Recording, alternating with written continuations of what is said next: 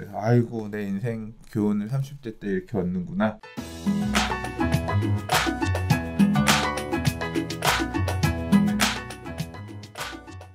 좋아요와 구독하기는 사랑입니다. 네, 안녕하십니까.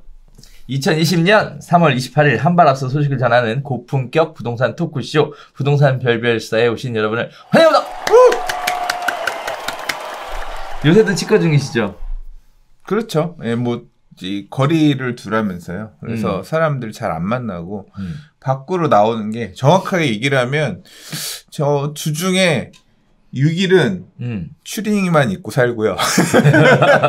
오늘 특별한 날이네. 그렇지. 그래서 토요일은 오늘도 안 그래도 바지 갈아입고 나오면서 아씨 오늘은 옷 갈아입는 날이라 그랬더니 와이프가 네. 살 좀 빼 그러니까 바지가 쫄리니까 입기 싫은 거지 그러는 거예요. 그래서 근데 저 추리닝도 사실은 그냥 추리닝이 아니라 외출용 추리닝이랑 집에서 입는 추리닝이랑은 달라요. 구분해서 입어요. 그래서 외출용 추리닝은 이렇게 며칠 입으면 빨고 그러니까 추리닝이 한 대여섯 번은 되는 것 같아요. 기준은 뭡니까? 구분 기준은 그러니까 오늘은 이게 외출이다 하면 얘 갖고 며칠 입는 거고. 뭐야 없네. 그러니까 빨래를 자주 하면 빨고서 그러니까 왜냐하면 집에서 입을 때도 집에서 이것 며칠 입었는데 이것도 빨아야겠다 싶으면 집에 거 넣잖아요. 그럼 새로 갖고 오잖아. 그럼 그때부터 걔는 집에 거 입는 거야. 그래서 집에서 입는 추리닝 놓는 자리랑 외출용 추리닝 놓는 자리가 달라요. 그렇게 해서 번갈아 가면서 외출용 추리닝은 그것도 한 2개 놓고 돌려 입어요. 오늘은 얘, 내일은 얘 이렇게 왔다 갔다도 하고. 본격 부동산 토크쇼. 근데 아무튼 그렇게 추위 입고 살다가 오늘 이제 운전도 하고 이렇게 오랜만에 강남 공기도 마시고 좋네요. 저는 개인적으로는 그 시간이 좀 생겨서 이것저것 많은 일들을 할 수 있을 거라고 생각했는데 막상 해보니까 뭐 많이 한 건 같은데 진도는 안 나가네요. 뭘 그렇게 하셨는데요? 할 거 많죠. 뭐 전면 개편. 그렇죠. 네, 개편 작업하고 있는데 생각보다 손이 많이 가요. 손이 많이 가죠. 그러니까 그래서 뭐 책도 봐야 되고 개편 작업도 해야 되고 궁금한 거 뭐 물어도 봐야 되고 찾아도 봐야 되고 하다 보니까 시간 많이 가는데 아무튼 하나하나 차곡차곡 진행이 되고 있습니다. 저도 한가한 시절은 아닌 것 같아요. 그러니까 요새 매일 부동산 뉴스도 정리해서 텍스트로 올리고 있는데 그 블로그에도 올리고 카페에도 올리고 이제 유튜브에 커뮤니티에도 올리고 또 카톡방에도 몇 군데 이렇게 보내고 있거든요. 근데 그거 정리하는 게 매일매일 일이다 보니까 은근히 또 시간이 없네. 또 배우는 것도 많잖아요. 하다 보면. 그 시장 돌아가는 거를 계속 보니까 확실히 좋습니다. 좋아서 그걸 이제 한번 보고 슬쩍 넘어가는 거랑 글을 쓰는 거랑 또 다르거든요. 그렇죠. 그러니까 훨씬 더 공부가 되는 것 같아서 나름 바쁘게 지내고 있어요. 그러다 보니까 사실 유튜브도 좀 더 못하는 부분도 없지 않아 있고 오히려 더 많이 피드백도 나쁘지 않은 것 같고 좋은 것 같아요. 자, 지금 초중고 4월 6일 개강을 앞두고 4월 5일까지 외출 자제하라, 사회적 거리를 둬라 난리인데 대학원 수업은 어떻게 진행됩니까? 다 온라인으로 하고 있는데 과제들을 이렇게 내주고 그래가지고 학교 안 가는 건 좋은데 사실 오늘 방송 끝나면 가서 이번 주 과제 해야 돼. 피곤해. 그리고 은근 수업도 또 들어야 되는 것도 시간을 할애해야 되는 것도 살짝 스트레스고. 예. 근데 4월 6일날 애들 개학할까? 해야죠. 해야죠? 네. 나는 이게 좀 어느 정도 확실히 하면 해야 되는 거 아닌가? 모르겠어. 이거 또 괜히 지난번에도 얘기했지만 뭐 확진자 또 확산되고 이런 거 보이고 그러면 괜히 또 지금 외국은 난리던데. 난리죠. 근데 온라인으로 뭐 수업 변경한다고 얘기도 있고 한 학기를 쉬겠다 뭐 이런 얘기도 들리고 여러 가지 얘기들 하던데 뭐 온라인 수업 해도 될 것 같은데 그만큼의 인프라가 안 깔려 있는 상황에서 요새 뭘로 하는지 알아요? 애들 수업? 알죠. 네. 요새 우리 애들 아침에 일어나면 EBS 틀어놓고 엄마가 뭐해? 막 소리 빽 지르면 가서 앉아서 EBS 켜놓고 그래도 큰애는 이게 큰애라고 열나 막 눈치가 딴짓하고 둘째는 좀 어리다고 그래도 엄마 말 잘 들어서 열심히 또 보긴 봐. 그러니까 EBS를 지금 애들 그거 보면 10,000명씩 수업 듣더라니까요. 또 요새는 더 늘었을 것 같은데 그래서 근데 수업 보는데 채팅창은 애들 놀고 있고 막 유튜브에서. 예, 근데 좀 그런 이번에 이제 이런 문제가 있다는 거를 이제 배웠으니까 이제 지금 엄청나게 체감하고 있는 상황이니까 온라인 교육이라든가 학교 수업도 일정 부분은 그걸로 대체한다든가 뭐 이제 좀 큰 틀에서의 변화가 생기지 않을까? 그러게요. 네. 싶어요. 자, 아무튼 여러 가지 사회적 변화가 지속되고 있고 또 앞으로도 더 큰 변화가 예고되고 있는 그런 상황입니다. 부동산 시장의 변화도 심상치 않은데요. 자, 첫 번째 이야기부터 들어가 보도록 하겠습니다. 자, 한숨 깊어진 30대 이야기입니다. 청약 막혀서 집 샀더니 경제 위기 불안 때문에 잠 못 자겠다는 얘기입니다. 정부 규제로 청약길이 막혀서 최대한 대출을 받아 집을 샀는데 신종 코로나 바이러스 감염증 사태에 부동산 경기가 냉각된 데에다가 공시가격 급등으로 보유세 폭탄을 맞게 됐다라는 얘기입니다. 자, 30대가 많이 샀다라는 얘기가 먼저 시작인데요. 일단 부동산 업계에 따르면 1월 기준 서울 아파트 실거래 건수는 1491건이고 이 중 30대는 3188건으로 전체 30.4%를 차지했습니다. 뭐 지난해에도 비슷하게 28.8%가 30대 매수로 이렇게 집계가 되고 있는데요. 강남구, 서초구, 용산구 등 초고가 아파트가 밀집한 몇몇 지역을 제외한 대부분의 지역에서 30대가 우위를 보이고 있는 상황입니다. 특히 노도광이나 금관구, 노도광이란 노원, 도봉, 강북을 의미하고요. 금관구는 금천, 관악, 구로구를 의미하는데 이 지역들의 30대 거래 비중은 30에서 40%를 육박한다라는 얘기가 나오고 있는데요. 자, 일단 30대 매수할 만한 충분한 이유는 있었던 것으로 사실 벨별스타에서도 수차례 언급을 했었는데 가장 큰 문제가 가격은 상승하는데 청약으로 당첨될 가능성이 없으니 사자로 전환되었다라는 얘기는 여러 번 다뤘었죠. 근데 이제 지역에 따라서 온도 차이를 좀 많이 보이는 것 같아요. 초고가 아파트는 접근할 수 없는 시장. 반면에 중저가 아파트 쪽으로 많이 유입됐다. 뭐 이런 얘기들인데. 자, 30대 매수가 이렇게 지역별로 온도 차이, 좀 접근하는 대상이 달라졌던 이유는 아무래도 가격적인 부담 때문이겠죠. 그렇죠. 네. 30대 분들이 뭐 모아놓은 자금이 있으면 얼마나 있겠습니까? 결국 미래에 내가 돈 벌어서 대출이랑 이자랑 갚겠다. 뭐 좀 자금 지원 받은 부분이 있으면 그거 하고 그다음에 전세금들 이런 거 뭉쳐가지고 대출 뭐 끌어 모아가지고 신용대출, 담보대출 다 끌어 모아가지고 살 수 있는 가격대를 보다 보니까 이제 노도광, 금관구라고 얘기하는 서울에서 그래도 부동산 가격이 상대적으로 조금 비교적 저렴한 지역들 이쪽에 있는 아파트를 본 거죠. 그래서 그쪽에는 30대의 매수 비중이 아무래도 좀 더 높을 수밖에 없는 거. 가격대들이 낮은 가격대 아파트들이 포진되어 있으니까. 그리고 이제 좀 더 비싼 아파트들은 그런 아파트를 소유하고 있던 분들이 갈아타면서 이제 또 좀 더 상급지로 올라가고, 그래서 상급지로 가는 분들은 과거에 뭐 노도광, 금관구 이런 데서 시작하셨던 30대들이 이제 나이를 먹어서 40대가 돼서 30대한테 팔고 상급지로 좀 갈아타고, 또 이제 상급지라고 하는 지역들이 보통 보면 교육이라든가 학군이라든가 이런 게 물려있는 지역들, 또 뭐 주요 직장들, 업무지구 접근성들이 좀 더 좋은 지역들, 뭐 이제 그런 쪽으로 좀 더 가격 높은 쪽으로 점프해가는 뭐 그런 현상들. 그러면 그쪽은 조금 더 연령대가 있는 분들이 갈 거고, 예, 뭐 그렇게 좀 통계상으로 보면 그런 식으로 나타난 이유가 아닌가 싶습니다. 그런데 이제 이 기사가 나온 이유는 30대가 불안을 느꼈다라는 얘기인데, 결국 불안이라 함은 주택을 매수할 때 굉장히 큰 대출에 대한 부담을 안고 그리고 매수를 했잖아요. 그런데 이제 경제 위기가 올 것이다, 뭐 올 가능성이 높다 이런 얘기들이 나오니까 가격은 또 빠질 가능성이 있다, 뭐 이런 식의 얘기들이 나오면서 심리적으로 굉장히 불안하고 위축되고 있는 그런 상황인데, 지금 뭐 팔 수도 없는 상황이죠. 거래가 자체가 안 되니까. 근데 그거는 뭐 본인들이 선택한 거지. 그러니까 네, 이게 항상 반복입니다. 지난 텀에도 맨 마지막에 쫓아가서 샀던 30대들이 지난 긴 하락장에서 제일 눈물로 지새우면서 진짜 힘든 시절을 겪어내야 했었거든요. 저도 뭐 그 중에 하나고 30대 때 공격적으로 막 움직였다가 엄청 힘들었거든요. 그래서 아이고 내 인생 교훈을 30대 때 이렇게 얻는구나.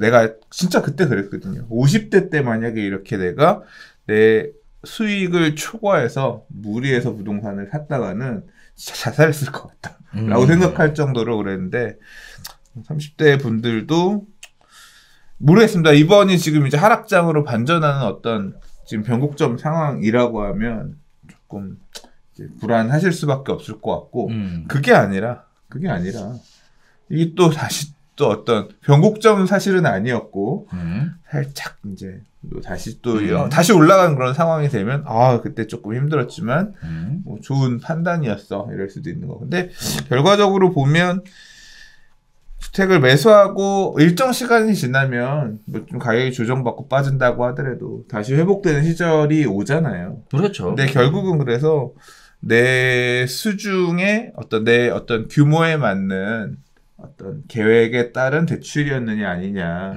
이런 부분들이 좀 중요한 것 같아요. 감당할 수 있는 수준이면 감당할 수 있는 수준이면 잘 버티면 좋은 시절. 그래서 그런 얘기 하거든요. 이제 뭐 그래도 지금 꼭 사고 싶은데 어쩐데 그러면 뭐 더 떨어질 수도 있고 특히 최근 같은 경우는 코로나19 이거 뭐 어떻게 될지 어떻게 알아. 근데 이게 그런 이유가 아니라고 하더라도 이제 부동산 가격이 꺾일 수도 있다. 그러면 뭐 당시 사고 싶다고 하면 가격 오를 수도 있고 떨어질 수 있는 거니까 사긴 사되 다시 가격 보지 말라고. 이게 가격 보면 떨어진 거 보면 이제 출렁이고 내가 진짜 큰 잘못한 것 같고 막 이제 그럴 수 있거든요. 그냥 실수요 1주택이라고 하면 가격 안 보고 그때부터는 앞으로 내가 어떻게 대출 상환해 가면서 갈 거다. 이제 그런 시점까지 그냥 딱 덮고 부동산 스터디 카페도 들어오지 말고 매물창도 보지 말고 그냥 생업에 열심히 애 키우고 뭐 이런 거에 열심히 하고 부동산 잊고 살아라. 지금 막 앞으로 불장으로 간다고 하더라도 어떻게 보면 지금 이제 거의 목까지 이미 사실 저는 버블 구간이라고 생각하는데 모르겠어요. 또 앞으로 이제 돈을 막 지금 계속 양적 완화한다 그러잖아요. 한국은행도 지금 뭐 돈 이제 찍어낸다고 지금 하고 있잖아요. 이런 상황에서는 또 어떻게 바뀔지 모르겠으나 뭐 이제 이런 좀 약간 내가 너무 허덕허덕 꼭지 상투 잡은 거 아닌가 싶어서 지금 좀 심리적으로 불안하신 분들이라고 하면 그냥 안 보고 덮어놓고 그냥 가시는 게 맞지 않나. 30대의 걱정은 굉장히 높은 것 같아요. 사실 지금 분위기에서 적극적으로 시장 조사를 하고 거기에 따라서 투자를 감행하겠다라고 생각하시는 분들은 극소수일 것 같은데 최근에 들리는 이야기에 의하면 30대를 중심으로 한 재테크 모임, 투자 모임이죠. 굉장히 많은 사람들이 몰린다고 해요. 요새도? 네. 그래서 뭐야 이거? 했더니 불안한 거지 이제. 해놨던 것들을 어떻게 해야 되나, 처분해야 되나, 보유하고 있어야 되나, 뭐 여러 가지 걱정들이 많이 생기시는 것 같아요. 특히 금리를 인하한다고 하지만 가장 큰 문제가 되는 게 이제 고용에 대한 불안, 즉 주소득원이 흔들거리는 상황에서 30대의 불안이 날로 커질 수밖에 없는 상황이지 않을까라고 조심스럽게 예상해 보면서 아무튼 상황에 따라 슬기롭게 대처해 나가시길 바라면서 수장님 아까 좋은 말씀 하나 해주셨어요. 감당할 수 있는 여력의 대출이었냐 아니냐가 결국 시장에서 중요한 판단의 지표로 그러니까 시장의 작용하지 않을까. 시작할 때 접근할 때는 그러니까 상승장으로 이제 막 가는 과정 또는 그 안에 초반에 올라탈 때는 그런 게 사실 별로 중요치 않거든요. 가격도 싸지만 근데 이게 이제 어느 정도 좀 당장 이번 상승장보다 가격 2배 이상 오른 적들도 많이 있는 상황에서는 그런 부분이 더 크죠. 그리고 이 30대가 많이 주택을 샀다는 거는 이제 삼토시라고 부동산 스터디 카페에 이제 회원분 책도 쓰시고 하는 분이 여러 글에서도 자꾸 얘기해 주시는 부분인데 이게 지금 30대가 사실은 원래 지금 매수를 안 했다라고 하면 앞으로 뭐 3년 뒤, 5년 뒤, 7년 뒤 그러니까 미래의 원래 주택 구입을 그러니까 집을 지금은 안 사도 되는데 아이 초등학교쯤 보낼 때쯤 사야지 이제 실수요를 이렇게 돌아서면 살려고 맘먹었던 분들이 미리 와서 우리 지금 집값이 이렇게 올라가는데 몇 년 있으면 더 비싸질 것 같으니까 그냥 지금이라도 사지 않을까? 대출을 끌어당기면서 미리 이렇게 와서 매수하는 그런 경향이 세진 걸로 나타난 거거든요. 근데 이렇게 결국은 30대들이 주택을 많이 산다는 거는 미래의 수요를 갖다 끌어쓰는 거다. 미리 사놓고 나면 그 다음에 이제 더 와서 끌어당길 수요는 없잖아요. 인구 구조가 앞으로 20대, 30대가 사회생활로 진입하는 20대들이 이제 30대 될 거고 10대들이 20대 되고 해서 계속 들어올 건데 그 계층은 계속 줄어드는 거거든요. 근데 미래에 끌어들 수요가 없으면 그 다음부터는 구조적으로 또 가격이 결국은 받쳐주는 매수자가 없으면 가격이 탄탄하기 힘들잖아요. 이제 그런 부분에 대해서 되게 우려를 하셨었는데 지금의 30대 분들이 뭐 지금 이제 앞으로도 또 30대들이 더 나서서 계속 이렇게 받쳐주면 살지 모르겠어요. 근데 일단 뭐 여러 가지 이슈를 지금 주춤하는 상황이잖아요. 네, 말씀하셨던 것처럼 더더욱 이런 상황에서는 금리를 막 낮춘다고 해서 대출을 막 무한히 갖다가 움직이기보다는 조금 신중할 필요가 있겠다. 네, 그런 구간이라고 생각돼요. 자, 두 번째 이야기 넘어가 보도록 하겠습니다. 부동산 중개업계에 부는 불황의 바람도 심상치 않은데요. 공인중개업소 폐업이 속출하고 있다. 실거래가 조사에 코로나19로 한숨이 깊어지고 있다라는 기사입니다. 24일 한국공인중개사협회에 따르면 2월 전국 부동산 중개업소의 폐업은 1277건으로 전월 1261건 대비 증가했다. 휴업을 포함하면 1365건에서 1473건으로 증가를 했고요. 개업은 1890건에 기쳐 전월 대비 9.2% 감소했다라는 건데, 자, 일단은 뭐 여러 가지 시사해보는 바들이 있어요. 폐업이 1277건인데 개업은 1890건. 즉, 개업은 계속적으로 늘어나고 있다는 거죠. 여전히 중개업소 숫자는 늘어난다는 얘기지. 그럼 반면에 거래는 지속적으로 부진인데, 자, 거래가 부진한다는 상황을 알면서도 이렇게 개업을 하는 이유는 뭘까요? 먹고 살아야 되니까. 그러니까. 그러니까 결국 먹고 살기 배운 게 이거라. 폐업했으니까 이 동네는 장사 안 되니까 잘 안 되고 폐업 후 다른 데 가서 개업 뭐 이런 부분도 같이 이제 교차돼서 포함되어 있을 거고요. 좀 돈이 돌만한 지역들, 거래가 돌만한 지역들로 이렇게 움직이는 분들도 계실 것 같고 신규 이제 공인중개사 되신 분들도 야심차게 개업하시는 분들도 계실 거고 뭐 그런 부분들이 반영되지 않았나 싶습니다. 일단은 뭐 이전 수요, 그 다음에 또 쉬어가자. 이참에 좀 쉬어가자. 그동안 뭐 힘들게 쉬는 날도 없이 열심히 일했으니까 쉬어가자. 뭐 이런 얘기도 있으실 것 같은데요. 반면에 또 권리금도 뭐 조정장에 들어간 것 같아요. 중개업소. 권리금들 진짜 박살나는 상황이죠, 지금. 그런 부분들이 있는데, 자, 중개업소가 이렇게 불황을 겪게 되는 것이 부동산 시장에는 어떠한 영향을 미칠까요? 중개업소가 불황.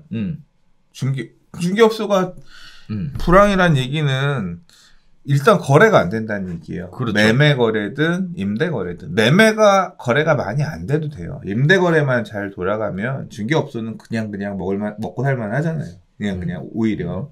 근데 이게 폐업이 이렇게 늘어나고 있다는 얘기는 그러니까 시장에 이 회전이 잘 안 된다. 그러니까 중개할 물건들이 줄어든다는 거죠. 근데 이게 이 부분에 대해서도 어저께 저도 이제 부동산 뉴스 읽으면서 얘기를 했지만 이게 알게 모르게 영향이 있는 게 같은 게 양도소득세 양도소득세 비과세를 받기 위해서 2년간 실거주해야 되는 내용이 붙는 부분들이 있잖아요. 그렇죠. 이런 게 좀 치명적인 것 같아요. 그래서 그냥 임대 거래를 계속 그러니까 세입자들을 계속 세를 놓으려고 했던 집들 같은 경우도 나도 전세 살면서 근데 억지로 그냥 집에 거주하기 위해서 들어오시는 소유자분들 실거주 그러면 이제 임대 물건이 하나씩 주니까 임대도 안 돌아가고 매매는 뭐 가격이 많이 오른 부분도 있지만 지금 대출들 이렇게 막아놓고 수요 억제책을 굉장히 쓰고 있는 상황이다 보니까 또 매매도 안 되고 그러면서 뭐 여러 가지 양쪽으로 좋은 상황은 아닌 것 같아요. 거래량이 막 급속도로 늘어나기 위한 어떤 좋은 상황은 절대 아닌 것 같습니다. 한편으로는 뭐 지금 당장에 중개업소 숫자가 좀 줄어들었다라고 하더라도 거래할 수 있는 중개업소 자체가 존재는 하니까 큰 문제는 없을 것 같은데 사실 요새 뭐 이런 얘기들도 들어요. 가격 담합 관련돼서 지금 뭐 얘기 들리는 거는 시장 교란 행위로 뭐 특정 중개법인이 일선의 중개업소들에 가서 공동중개를 빌미로 매물을 빼서 뭐 수수료 할인이라든지 기타 말도 안 되는 조건들을 제시를 하고 책임 못 지는 이야기들을 제시를 하면서 시장을 교란시켜서 그 부분 때문에 뭐 뭐라 그러죠? 소송을 제기했다. 뭐 이런 얘기들도 들리는데 업계 자체에서도 경기 불황인 상태에 점점 더 민감해지는 상황 아닌가라는 생각도 들고 아무튼 불황의 시대에도 살아남는 부동산 중개업소가 되기 위한 개별적인 노력을 좀 하셔야 되겠고 저는 얼마 전에 그래서 잠깐 쉬었다 가라 라는 말씀을 드렸어요. 창업도 잠깐 쉬었다 가라. 지금 창업했다가 원래 개업발이 있는데 일도 없고 그러면 창업도 되게 하기 무서운 시절이죠. 권리금도 조정될 거고. 제가 느낌은 그래요. 지금 막 진짜로 이게 거래 부진이 갑자기 코로나로 시작돼서 출발된 게 아니잖아요. 그렇죠. 이게 누적돼 왔던 거잖아요. 부동산 규제책 등으로 인해서 사실 안 돌아가던 데들은 계속 안 돌아갔거든요. 근데 그러니까 어떻게 보면 시장이 나아지겠지라면서 그냥 버티고 있었던 분들 중에서 더는 못 버틴다. 그러니까 디데이를 세고 있는 어떤 말 그대로 한계로 가고 있는 그런 중개업자분들도 많이 계시지 않나 싶거든요. 그렇게 되면 실제 개업보다 폐업이 더 늘어나는 그러면서 전체 중개업소의 수가 줄어드는 그런 상황도 올해 안에 올 수 있을 것 같다는 생각이 들어요. 사실 그래서 연세 드신 분들의 입장에서 볼 때는 좀 안타까운 부분도 있어요. 지금 뭐 딱히 하기가 생산력 부분에 있어서 아무래도 밀리잖아요. 그동안 그만두면 뭐해? 그러니까 그게 이제 진짜 문제야. 굉장히 큰 문제였어요. 근데 지금 그 문제가 옛날에도 큰 문제였는데 가면 갈수록 더 커지는 그런 문제로 가게 되는 것 같아서 좀 안타까운 부분들도 있습니다. 이런 거 들으면 진짜 국민연금을 잘 내야 될 것 같아. 많은 금액이 아니더라도 어쨌거나 조금이라도 나오는 구석이 있으면 좀 어쨌거나 믿는 구석이 조금이라도 되잖아. 아껴 살고. 그래서 이건 미래를 생각하면 그렇다. 자, 그래서 아직까지 자제분들이 사회에 제대로 자리를 잡지 못한 상황에 이런 분들이 사회에 쏟아져 나와서 마땅히 할 수 있는 게 없는 상황에 부동산 중개업으로 많은 분들이 눈을 돌리셨어요. 또 가격이 뭐 상승하면서 부동산 중개업이 잘 될 것으로 예상을 하시고 자격증 합격자도 엄청나게 많이 나와 있는 현재 상황인데 경제 위기까지 겹치면서 여러 가지 고민들이 깊어지실 거라고 생각을 하는데요.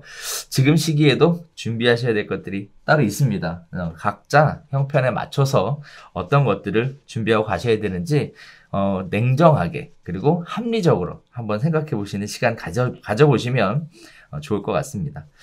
자, 세 번째 이야기 들어가 보도록 할게요. 자, 매매가 위축되고 금리는 인하를 하고 있는데 서울의 전세난은 심각한 우려 상황이 예상되고 있다라는 내용입니다. 자, 일단 서울 전세 가격 상승의 원인에 대해서 불안한 이유에 대해서 제가 좀 종합을 해봤어요. 자, 서울 곳곳에 재건축 사업에 따른 이주 수요가 늘었다라는 것 결국 전세 시장에 부담을 올 것이다. 자, 안 그래도 전세 물량 없는데 세입자 눌러앉기가 심화됐다. 그래서 신규 공급될 물건이 없다. 값 상승에 대한 기대감이 줄면서 매매 대신 전세를 택하는 수요가 늘었다. 수요가 이번엔 늘었다는 얘기입니다. 청약 대기 수요까지 전세 시장에 남아있어서 부동산 시장의 불안한 움직임이 지속되고 있다. 즉 청약 대기하는 수요자들이 전세 시장의 수요로 전환됐다라는 얘기죠.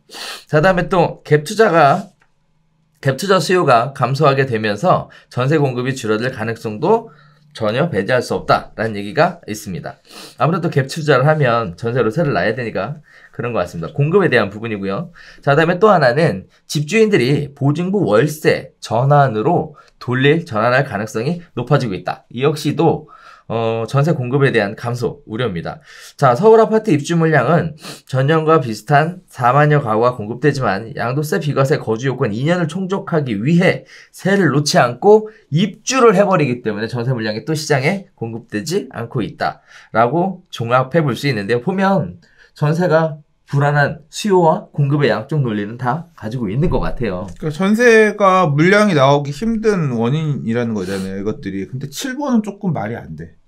왜 말이 안 되냐면, 그러니까 새 아파트 입주 물량은 동일한데 주인들이 세를 안 놓는다 그랬잖아요. 네. 그럼 비워놔? 그건 아니잖아요. 자기가 들어가잖아요. 입주하죠. 그러면 자기가 들어가면 자기가 살던 집은 어떻게 돼?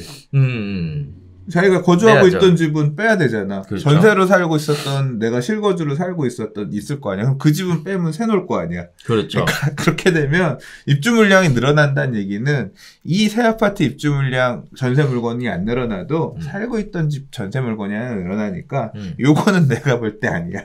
나머지 내용들은 다 어느 정도 예의가 있죠. 특히 이제 멸실, 이주 수요 같은 경우는 주택이 멸실되는 거기 때문에 애초에 임대든 자가든 쓸 수 있는 물건이 하나 사라진 거거든요.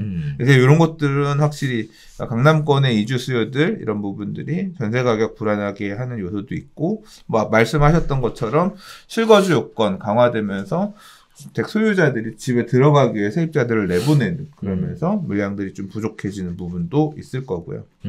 지역에 따라서. 네. 근데 이것도 그렇게 따져보면 그런데 그 집 들어가면 내 집 들어가면 살고 있는 집은 빠지잖아. 그러면 또 이제 그 물건은 나오는 건데. 맞물려 다니니까. 그러니까 그럼 멸실 이런 부분들이 그런 것 같고. 그러네요. 네. 네. 자, 이렇게 다양한 전세 가격 불안의 요소에 대해서 이야기를 하고 있는데요. 지금 여기서 언급한 내용들의 대부분은 전세 가격이 올라갈 것 같다라는 내용을 가지고 거기에 포커스를 두고 나왔는 얘기인데, 자, 수장님 볼 때는 이게 좀 뜬금없는 질문일 수도 있는데, 우리가 전세 가격이 떨어질 가능성도 있을까요? 저는 오늘 그 얘기를 좀 해보고 싶어요. 전세 가격 떨어질 가능성은, 그러니까 전세 가격에 지금 거품이 있다. 근데 그 거품을 줄이기 위한 어떤 액션이 나온다. 그리고 지금 그러니까 자산의 가격들이 너무 부풀려져 있고 이 자산 축소가 이루어진다라고 생각하면 가능성이 있거든요. 그러니까 그게 이제 코로나19 이런 부분들이에요. 근데 이게 사실 전세 가격이 떨어지기는 쉽지 않겠다라고 생각이 드는 부분은 또 뭐냐면 지금 결국은 요번에도 대응은 계속 돈의 가치를 낮추면서 충격을 줄이는 형태로, 그러니까 돈의 가치를 낮추면서 모든 것들을 부양하는 형태를 지금 또 해결하려고 하고 있잖아요. 그렇게 되다 보면 결국은 또 전세 가격도 이렇게 부풀어 오르고 사실은 또 이러다가 집값도 다시 더 버블이 커지는 거 아닌가, 이제 그런 생각까지도 들긴 하네요.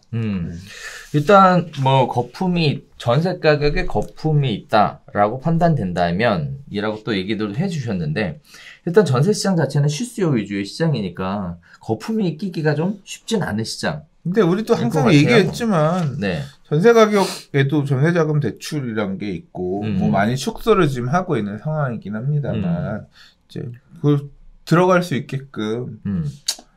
또 매매에 비해서는 전세가 리스크는 적잖아요. 어쨌든 돌려받는 돈이니까 물론 이자에 대한 기회비용은 상실하겠지만 어찌됐든 그런 부분들 생각해보면 매매보다는 훨씬 안전한 자산으로 보유하고 있는 거 아닌가. 상대적으로 그래 보이죠. 그렇죠. 네. 상대적으로. 네. 그런 부분들도 있는데, 자, 어쨌든 지금 뭐 역사적으로 볼 때 전세 가격이 큰 폭으로 인하했다. 전세 시장 가격이 빠져서 굉장히 불안한 시장을 만들어내고 있다라는 부분은 제 생각엔 두 가지밖에 없었던 것 같아요. 하나는 큰 폭의 경제 위기가 있었을 때 그때 한번 있었던 것 같고. 그러니까 IMF 때 전세가가 빠졌어요. 그러니까요. 네. 전세 가격이 빠져서 역전세 때문에 전세금 상환하느라 그때 진짜 엄청난 고금리. 그러니까 지금이랑 반대죠. 우리나라 원화 가치가 떨어져 외환 보유고 나라가 망할 것 같다라고 하니까 우리나라에 대한 가치가 축소되다 보니까 그 당시에는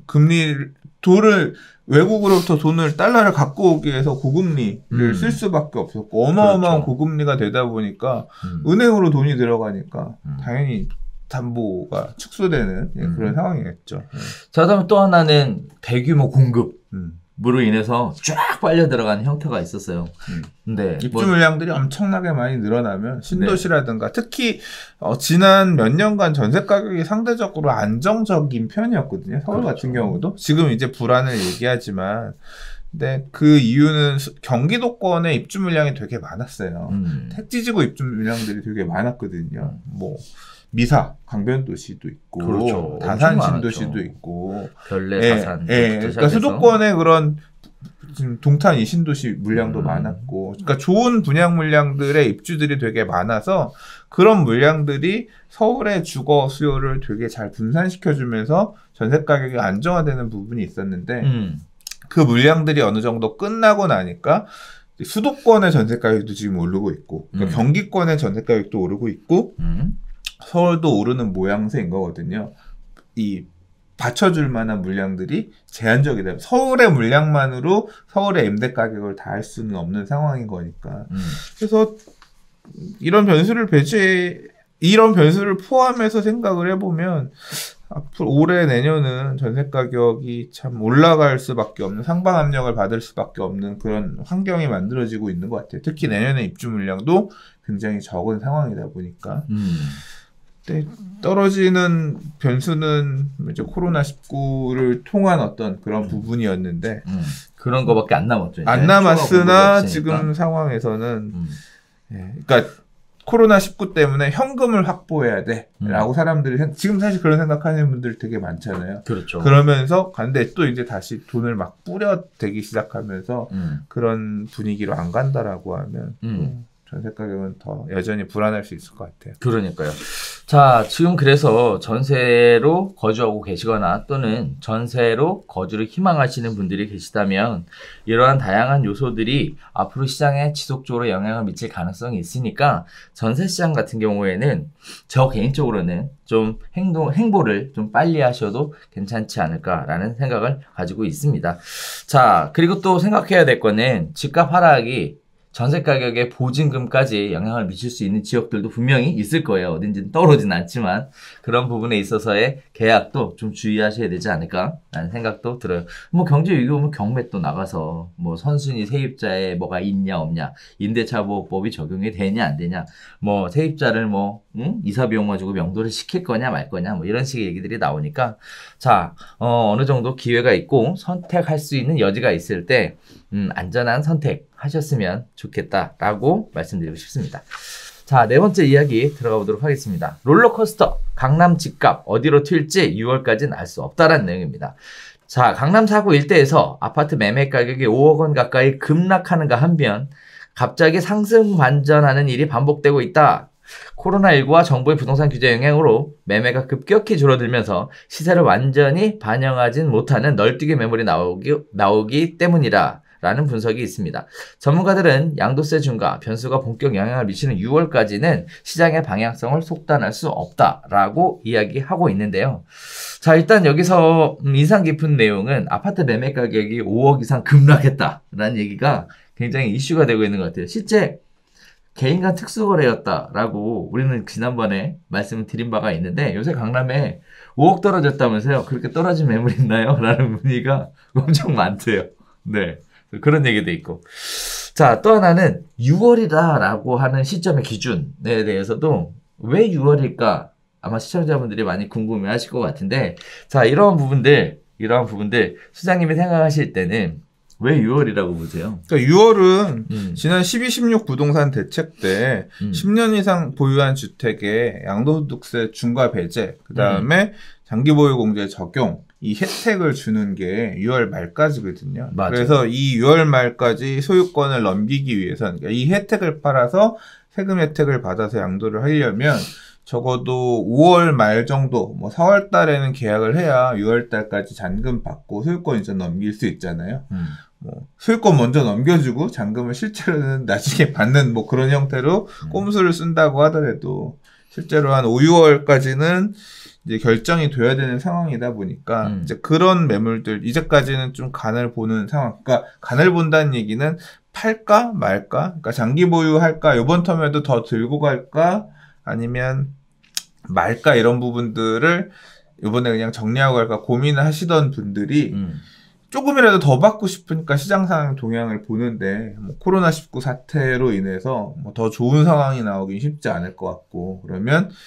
차라리 물건들이 쏟아지기 전에 좀 먼저 판다고 생각하면 얼마냐. 개 중에 이제 맘 급한 물건들 하나씩 나오면서 그런 상황이 지금 되고 있는 것도 같아요.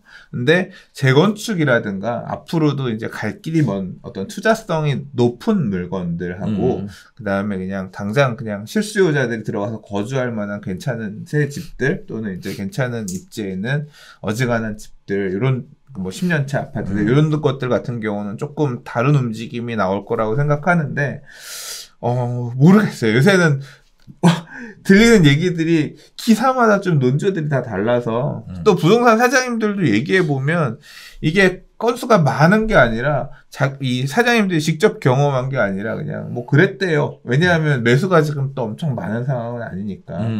지금 뭐 여러 지표들에 보면 매도자들의 우위가 아니라 매수 우위가 되게 센, 매수자들 보기 힘든 그런 상황이잖아요. 그러다 보니까 더 그런 것 같아요. 자, 일단 뭐 사실 뭐 기사의 쟁점은 가격 급락의 신호탄이냐, 뭐 6월 보유세 인상을 앞둔 하락이냐라고 이야기들 하고 있지만 저 개인적으로는 코로나 위기가 영향을 미치는 거 아니냐라고도 보여지고요. 또 한편으로는 10년 보유한 주택 거주기간의 의무가 없죠. 적용이 안 되잖아요. 중과에 대한 것도 적용이 안 되고. 근데 실제 막상 상담을 해보면 어떤 부분들이 이슈에 떠오르냐면 어차피 양도세를 낼 건데 주택을 팔기는 좀 아깝다라는 생각들을 하고 계시더라고요. 가격이 올라가냐 떨어진다 뭐 이런 개념이 아니라 아깝다라고 생각하시는 거예요. 양도세로 세금 낼 거면 어쨌든 증여세로 전환을 해보면 어떨까. 다만 증여세도 실거래가 기준으로 증여세가 계산이 되니까 기왕이면 가격이 떨어지고 나서 실거래가 가격이 낮게 찍힌 다음 그 기준으로 해서 증여를 하면 훨씬 증여세를 적게 내지 않을까. 그래서 6월 이내에 증여세를 가장 적게 내는 시점에 적게 낼 수 있는 시점에 증여를 선택하시는 고민들도 많더라고요. 그러니까 그게 증여 시점을 재고 있다. 그러니까 급락한 가격이 나오면 지금 예를 들어 20억 실거래가 있었으면 20억 실거래 기준으로 증여를 잡으니까 크단 말이에요. 그러니까 그렇죠. 이게 지금 얘기가 두 개가 겹쳐 있는데 부담부 증여들, 임대기구 부담부 증여들을 고민한다는 얘기들을 하시더라고요. 그렇죠. 예, 그러면 이게 전세가 껴있거나, 뭐 대출이 껴있거나 한 부분까지에 대해서는 양도소득세가 나오고, 나머지 부분에 대해서만 증여세가 나오는 건데, 20억 실거래가가 있다가, 예를 들어 금매가 나와서 17억, 16억 실거래가가 나오면 4억 부분에 대해서는 증여세를 안 내도 되는 거잖아요. 그렇죠. 안 내게 되는 예, 거죠. 그러니까 이제 그 증여세를 이렇게 줄이고 그 다음에 6월 안에 증여를 하게 되면 양도세가 발생하는데 양도세는 혜택을 받을 수 있다는 그렇죠. 거예요. 중과 배제랑 맞아요. 예, 그 다음에 장기 보유 공제 적용받아서 양도세 적게 낼 수 있으니까 그 최적의 타임들을 지금 고려하고 계시는 말 그대로 이 선수분들이 아니라, 그러니까 강남분들, 강남분들 PB센터랑 세무사들 상담이 주로 그 내용에 대해서 확인을 하고 현장 중개업소에서는 그럼 지금 얼마에 팔렸냐 그걸 재고 계시는 분들이 많다고 하시더라고요. 그러니까 이제 요게 이제 6월까지는 이렇게 한 번 샥 웨이브가 가고 이제 끝나고 나면 이제 그런 결정들을 이번에 하실 분들 하시고 안 하시고 하시는 분들은 이제 6월 이후에는 또 다른 시장이 열리겠죠. 그러니까 일단은 시장 자체가 굉장히 중요한 변수, 그러니까 6월에 딱 찍혀 있으니까 그 부분에 따라서 진짜 밤에 잠 안 오겠어요. 뭐 200만 원도 아니고. 그러니까 이거 뭐 오히려 따라서 장기 보유를 증여하는 형태로 가져가야겠다. 그러니까 자녀에게 이 증여세도 진짜 적지 않은데 뭐 그런 가닥을 잡고 계신 분들 입장에서는 빨리 급라가 나와라. 급매가 거래가 되라. 이러면서 노래를 부르고 계신 상황. 예. 바라고 있는 그런 상황이실 수도 있을 것 같아요. 참 아이러니다. 집값이 아이러니죠. 떨어지기를 바라는. 제일 좋은 건 이번에 만기돼서 전세 가격 올라가니까 전세 가격 많이 그렇지. 받아서 세놓고 예. 그리고 실거래 가격 떨어져서 증여로 돌리고 이러면 가장 이상적인 그런 모양새가 나오는 구조가 되네요. 그렇죠. 되겠지만 과연 그렇게 될지는 같이 지켜보시면 좋을 것 같습니다. 자, 역세권 청년주택 외면받고 있다라는 얘기입니다. 풀옵션이 아닌 오피스텔도 존재하냐? 라는 얘기를 가지고 이야기 나눠보도록 하겠습니다.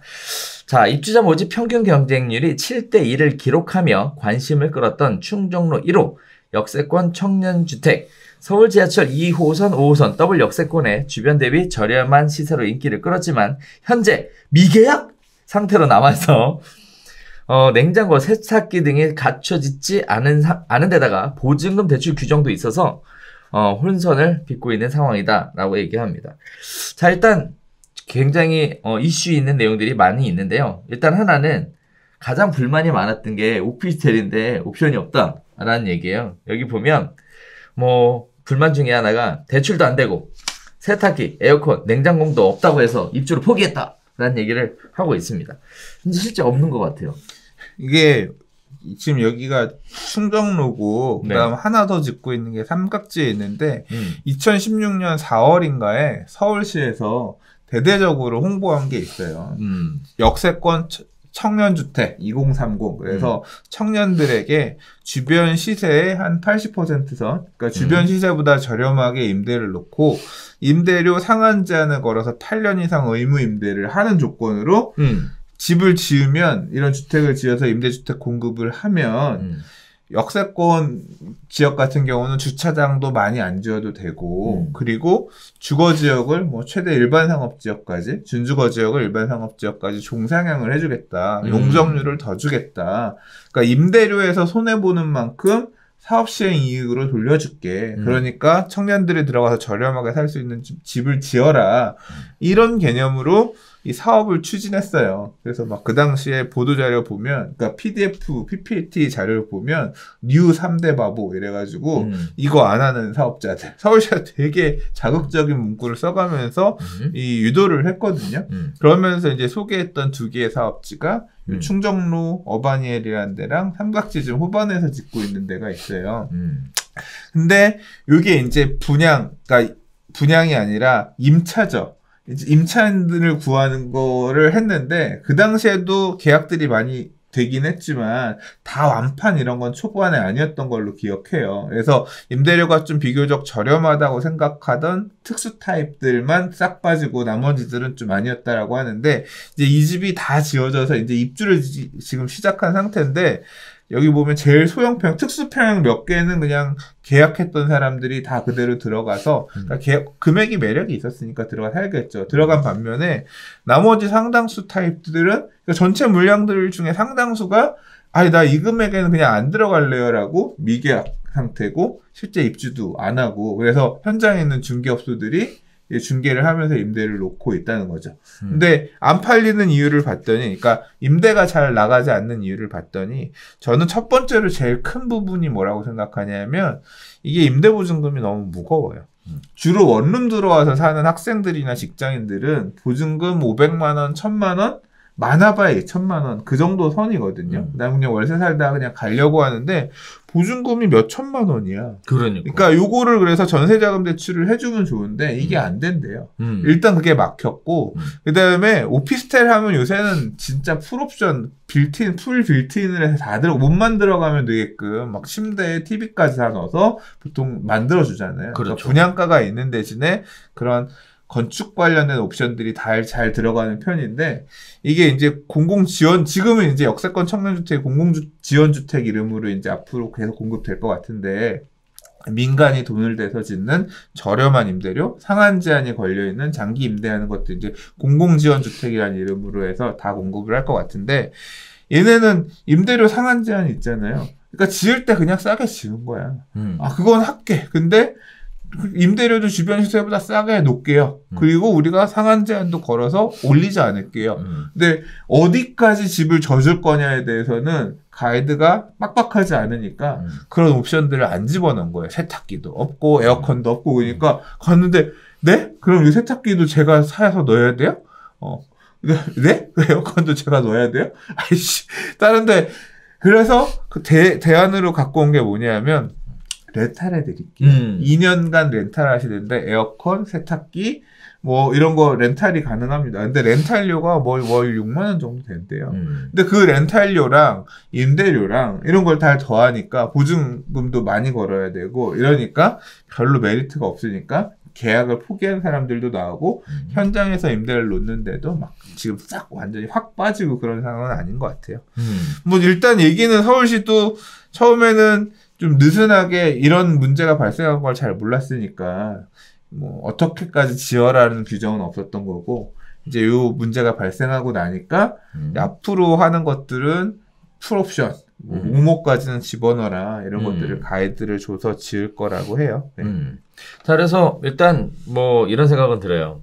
처음에 무슨 생각이었는지 모르겠지만 이런 얘기가 나와요. 기사에 보면 임대인에게 귀속되는 생활가전을 렌탈 중이다.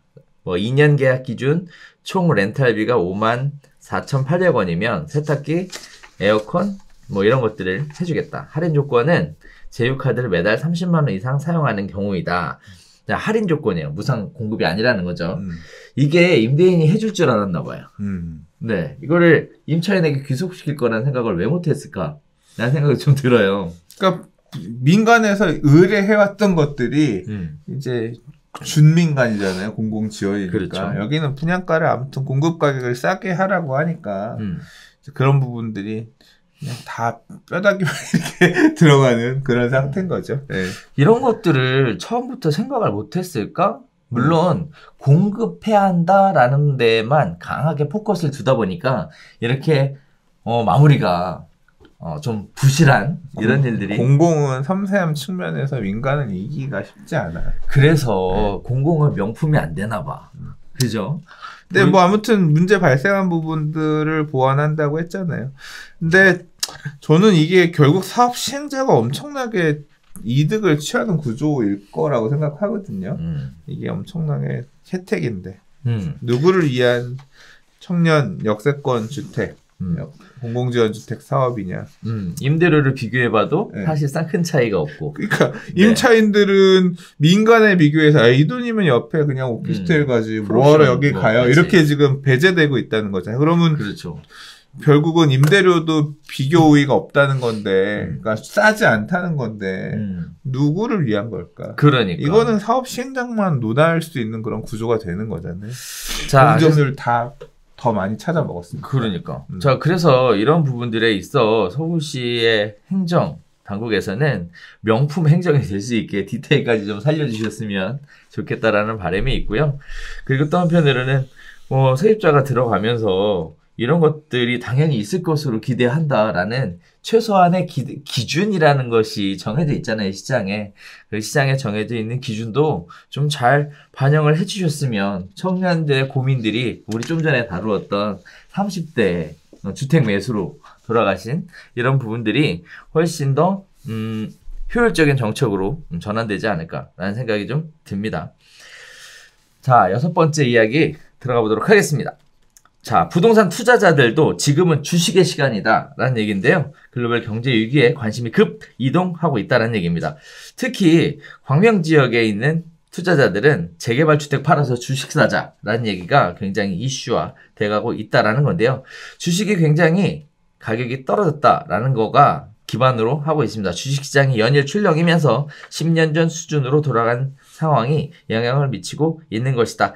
자, 서점에서도 지금 현재 주식 관련된 책들이 많이 나와 있고, 심지어 부동산 카페에서도 인터뷰 하셨어요? 네. 이거는 사실 인터뷰한 건 아니고, 이게 네. 조선비즈 기자님이 쓰셨는데, 제가 이제 이와 관련된 글을 블로그랑 카페에 썼는데, 그 내용을 토대로 해서 이렇게 좀 자료를 정리하셔서 기사를 쓰신 것 같고요. 진짜 이렇게 인터뷰는 다른 언론사랑 했어요. 그래요? 네, 근데 아직 그건 안 나온 것 같아요. 오케이. 네. 네, 진짜 이런 거예요, 상황이? 예. 그러니까 이게, 사실 그렇습니다. 이게, 그러니까 먹을 게 있다의 포인트는 아니었고요. 당시에 이게 지난주 월요일 날, 그 다음에, 그러니까 지난주에 해외 주식시장, 우리나라 주식시장이 폭락을 했어요. 그러니까 폭락을 하니까 공포심이 생긴 겁니다. 주식시장 어떻게 돼가느냐. 그러니까 환율이 급등을 하고, 달러가 급등을 하고, 그러니까 환율, 금리, 앞으로 어떻게 될 거냐. 이제 이런 관련된 부분들이 궁금하니까, 다른 사람들은 어떻게 생각하는지 궁금하고 걱정이 되니까, 또 그와 관련된 글들, 좋은 글들도 많이 올라왔고요. 그러면서 이제 검색어가 되게 올라왔고, 근데 주가가 그렇게 폭락하고 나니까 부동산 가격은 사실 올랐지만 그렇게 폭락이라고 느낄 수 있을 만한 물건들을 잡기가 쉽지 않잖아요. 근데 이제 왜냐하면 규제가 되게 많으니까. 근데 주식은 사는데 그런 부분이 없잖아요. 그렇죠. 예, 그러니까 돈만 있으면 사는 거 아니야. 그것도 그래서 동학 개미 운동 이런 얘기도 나오고 그랬습니다만 살 수 있으니까 특히 이제 지금 기사 사례에서는 광명 뉴타운이나 아니면 다른 지역에 있는 재개발 구역 안에 있는 물건들 보유하신 분들이 이제 조금 금매로 팔아도 좋으니 현금 확보가 필요하니까 나 주식 살라니까 빨리 좀 팔아주세요. 그런 물건들이 나와서 거래가 되는 사례도 있다. 이런 기사도 있었거든요. 그래서 가격이 빠지고 나면 그만큼 메리트가 있다라고 생각들을 하는 거죠. 이제 그런 움직임들이 확실히 커뮤니티에도 느껴지고요. 그래도 부동산 스터디 카페 안에도 보면 주식 관련된 기사들이 되게 많이 그러니까 글들이 되게 많이 올라옵니다. 저는 사실 커뮤니티의 정체성이 부동산 커뮤니티인데 이렇게 금융에 대한 얘기는 충분히 있을 수 있는데 주식, 뭐 종목 이런 거에 관한 얘기들이 많이 오가는 거는 사실 긍정적으로 생각하지는 않거든요. 그러니까 이례적이긴 해요. 그러니까 경제에 대한 얘기 할 수 있다고 생각하는데 왜냐하면 맞물려 있으니까. 근데 이렇게 주식 동호회가 되면 안 되거든요. 그래서 조금 어떻게 이거를 가이드해야 되나. 제가 그러니까 재작년에 비트코인이 엄청 난리가 났을 때는 되게 선제적으로 적극적으로 방어를 했거든요. 그러니까 비트코인 관련해서 글 쓰시면 안 되고 쓰시면 삭제합니다. 계속 그런 글을 왜냐하면 작전 세력 이런 것들도 충분히 들어올 수 있다고 생각해서 그래서 막 강퇴도 하고 활동 정지도 걸고 게시글 삭제도 뭐 비트코인, 리플 뭐 이런 걸로 이더리움으로 검색해서 나오는 글들은 다 일괄 삭제하고 이런 식으로 광범위하게 적극적으로 방어를 했었어요. 근데 주식은 조금 또 다른 문제라서 좀 약간 고민하고 있는 상황입니다. 근데 그렇게 고민하고 있을 정도로 게시글에 이런 게 많이 얘기가 오가고 있는 상황이고 결국은 경제랑 맞물려 있기 때문에 투자자들의 관심들이 부동산보다 오히려 좀 느슨하다 보니까 진입하기 좋고 기회가 있다고 생각하니까 이렇게 보고 계신 것 같습니다. 일단은 유동자금 자체가 부동산 시장에 굉장히 많이 머물고 있다가 주식 시장으로 눈길을 돌렸다라고 볼 수도 있을 것 같은데요. 또 한편으로는 뭐 그동안 윤 소장님 운영하시는 카페 안에서 부동산이 주 이슈였다면 이제는 부동산 카페에서 주식을 이야기하는 이런 식으로 이슈도 실제 전환되어 가고 있다라는 얘기인데, 자, 한편으로 생각해보면 투자에 대한 관심이 뭐 이렇게 이동하고 있다라는 거는 있을 수 있는 일인데, 제가 개인적으로는 비트코인 적극 방어하셨다고 그렇게 말씀하셨는데 소장님 해보셨잖아요, 비트코인.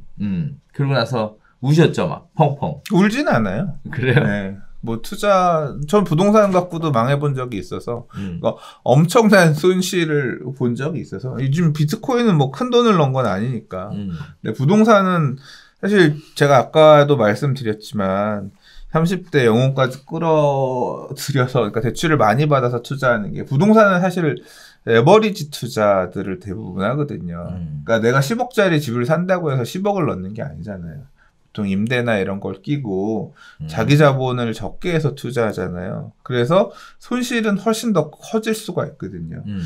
얘기하면 사람들이 못 믿어요. 분양가 이하로 아파트가 가격이 빠지고 10억에 분양한 게 8억에도 안 팔리는 상황이 온다는 거를 이해들을 못 하셔요. 근데 지난 텀에 다 그랬거든요. 그러면 내가 계약금 1억 박아서 10억짜리 아파트 분양 받았는데 마이너스 2억이 되면 내가 1억을 더 내야 된다는 거예요. 내가 투자한 1억뿐만 아니라 앞으로 1억의 손실을 더 떠안아야 되고 사실 금융비용까지 더 떠안아야 되니까 2억이 아니라 2억 플러스 알파가 마이너스 나는 거거든요. 그러면 내가 들어간 돈, 판돈이 다 없어지고 그거에다 돈을 더 갖다 박아야 되는 상황이 부동산 투자에서도 나와요. 왜? 레버리지 투자의 장점이자 단점이거든요. 일종의 선물 투자 같은 거예요. 부동산 투자가 이렇게 레버리지를 끼고 가게 되면. 그러니까 되게 그런 위험성이 있다는 거를 아셔야 되고요. 비트코인 얘기하셨는데 비트코인은 그냥 일부 돈 넣은 거죠. 좀 넣어봤는데 내가 왜 제가 이런 4차 산업혁명이라든가 이 사회 변화 이런 거에 되게 관심이 많아요. 그래서 나름대로 되게 흥미로워서 좀 해봤는데 그리고 물타기도 좀 해봤는데 뭐 후회한다 울지는 않았지만 관심을 안 가졌어도 되는데 그냥 좀 아쉽긴 해요. 올해도 되게 출렁출렁 거렸거든요. 뭐 추가로 돈을 더 넣거나 한 건 없었어요. 넣어놨던 것들이 이제 보고만 있는 상황인데 아이고 주식 시장에서도 잡주도 이런 개잡주가 없을 텐데 내가 왜 여기다 돈을 넣어놓고 이러고 있나 그냥 뭐 경험 삼아 이렇게 좀 보고 있습니다. 예. 자, 그러면 똑같이 뭐 미래의 산업에 대해 관심이 있어서 비트코인을 한번 해봤다. 똑같이 경제에 관심이 있어서 주식을 조금 해보겠다에 대해서는 어떻게 생각하세요? 뭐 할 수 있다고 생각하는데 그런 생각은 해요. 부동산 투자가 좋은 점은 뭐냐면 거래 비용이 높아서 쉽게 사고 팔고 결정을 못해요. 그래서 부득이하게 존버를 해야 되는 경우가 생기고요. 그러니까 존버를 어쩔 수 없이 할 수 있겠고, 왜냐면 거래 비용이 크다 보니까, 그러니까 장기 투자가 좀 강제되는 성향이 있어요. 부동산은. 근데 주식은 그렇지 않거든요. 들쭉날쭉해. 안 되겠다 싶으면 팔 수도 있고, 막 미수를 써가면서 되게 더 급하게 살 수도 있고 그러잖아요. 그러니까 거래 제한이 상대적으로 적다는 게 좀 두 개의 시장이 달라요. 그래서 저는 그러니까 부동산은 그냥 모르겠다 물려 있으면 또 어떤 장점이 있냐면 자 가격이 빠져도요. 시장이 하락하면 입주 물량 공급이 되게 많지 않아요. 자동으로 줄어요. 시장 상황이 안 좋아지면 공급은 줄어들거든요. 그러면 공급이 줄어들면 시차를 두고 임대 가격이 다시 방어를 하면서 받쳐주거든요.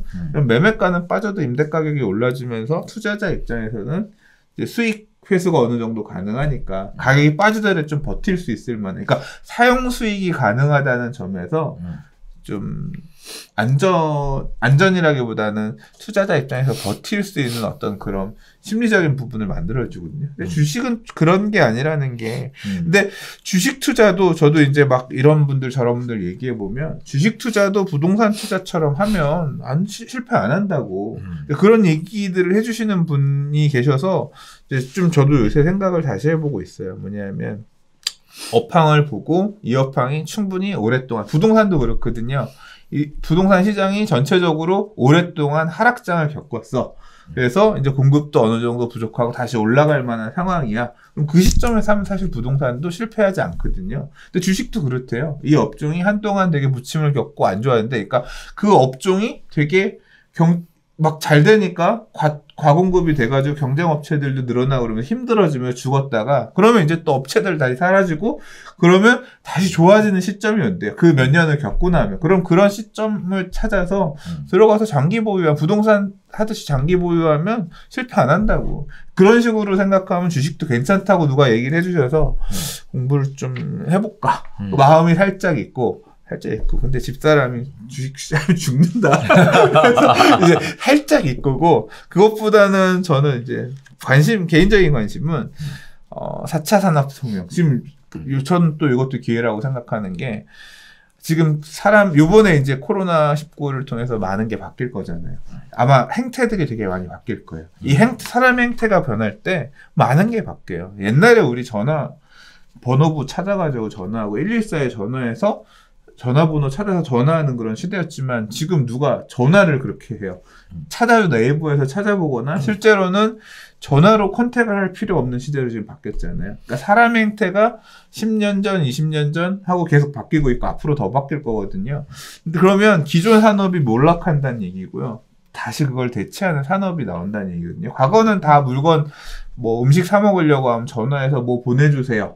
이 정도였지만 지금은 다 앱이나 이런 걸로 바뀌었잖아요. 그렇죠. 그러니까 그렇게 행태를 바꿀 수 있는 부분들이 나오면 바뀔 거라고 생각하고, 제가 지금 흥분했어. 주식 얘기 잠깐 물어봤다. 그러니까 그런 쪽에 관심이 많아서 일단 저는 그런 생각이 들어요.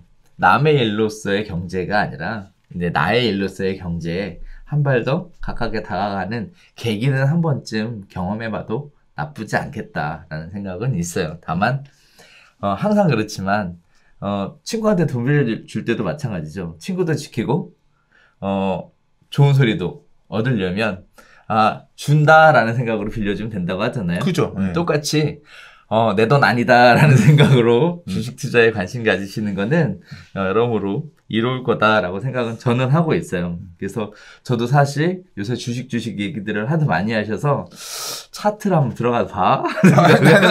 저도 그런 건 아니에요. 그러니까 차트를 본다 이런 개념으로 주식을 접근하기보다는 그냥 좀 앞으로 좋아질 것 같은 그런 회사 이런 게 있으면 돈이 있을 때 조금씩 사놔서 모아두고 싶은, 사실 지금 주식을 제가 안 갖고 있진 않아요. 그런 회사의 주식을 몇백 주 갖고 있거든요.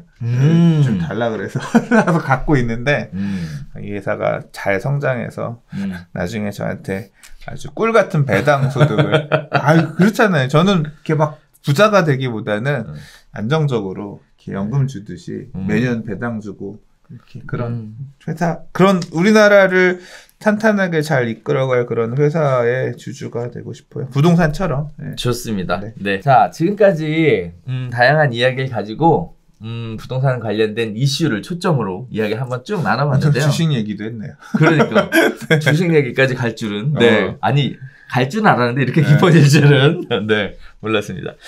자, 앞으로 한 주간도 역시 사회적 거리두기의 주간이고 그리고 대외 외출을 자제하는 기간.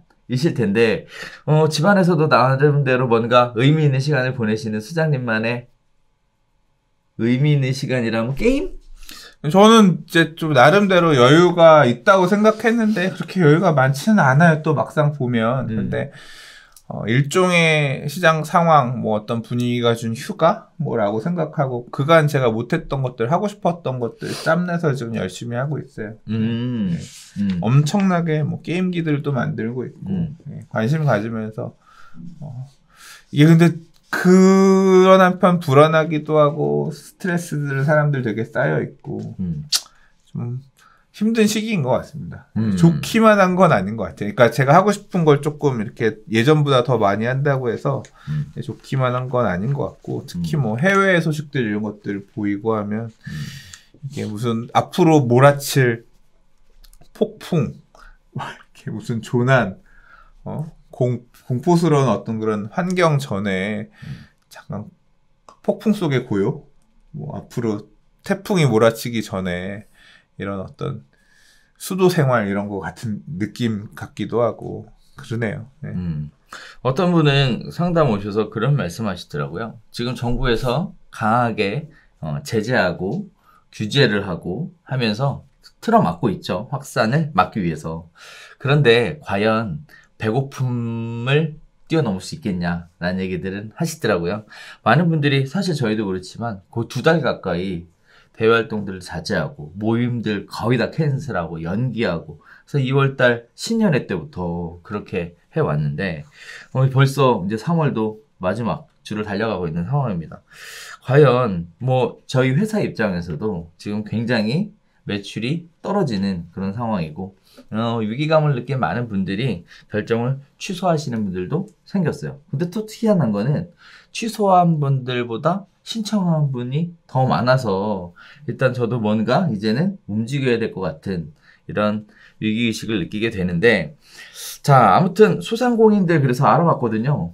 정부에서 이것도 해준다 저것도 해준다 대책을 마련해 주겠다. 그랬더니 정책 자금으로 금리 1.5%에 약 7천만 원 정도 대출해 준다라는 상품이 있더라고요. 근데 문제는 요건이 엄청 까다롭더만요. 확실하게 매출이 그 기간 동안에 떨어졌다라는 증빙을 갖고 와야 한다라는 얘기를 하더라고요. 그래서 온라인 쪽은 혜택이 없는 것으로 네 오프라인 온오프가 병행이 되고 있어서 그런 부분들 보이고 있는데 아무튼 모두에게 위기의 시기입니다. 어떤 분들은 또 그런 얘기도 하시더라고요.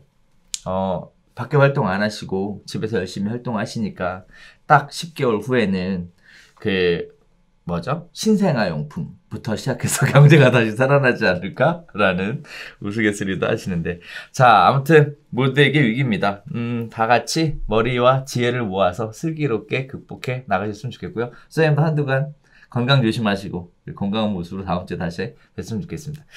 자, 저희가 준비한 소식 오늘 여기서 인사드리도록 하겠고요. 다음 주에는 새로운 소식으로 또다시 새로운 모습으로 찾아뵙도록 하겠습니다. 감사합니다.